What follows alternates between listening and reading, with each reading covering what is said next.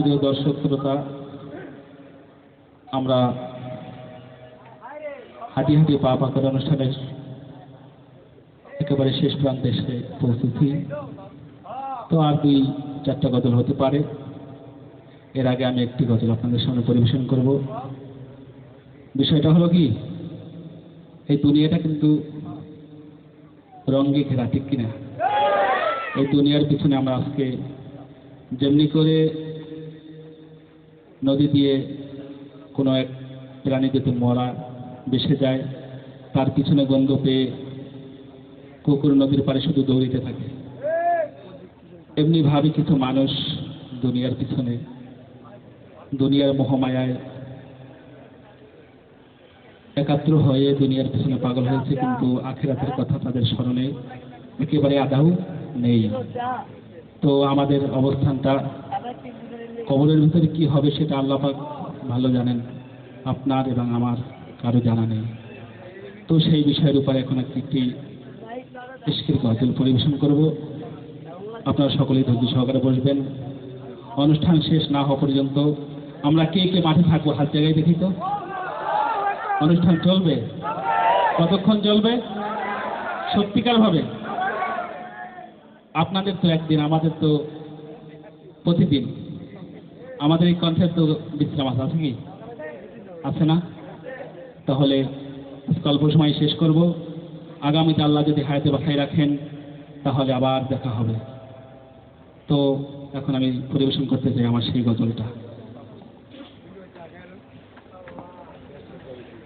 কি যে রূপায় হবে হায়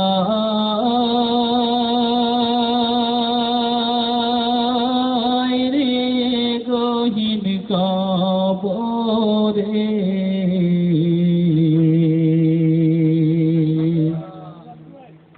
মাওলা যদি মাফ না করেন মোদের, মাওলা যদি মাফ না করেন মোদের, হায়রে মানুষ থাকতে সময় কেন বুঝো না,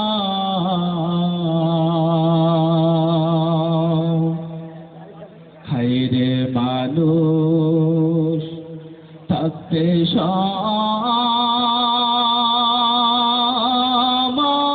কেন বুঝো না,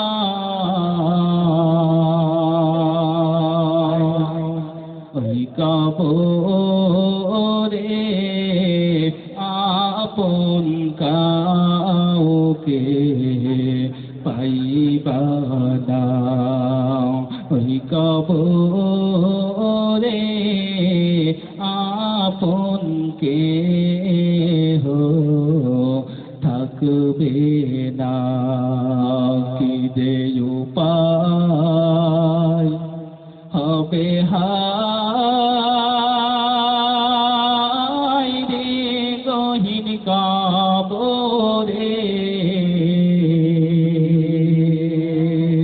আহা মাওলা যদি মাফ না করেন মোদের, মাওলা যদি মাফ না করেন মোদের।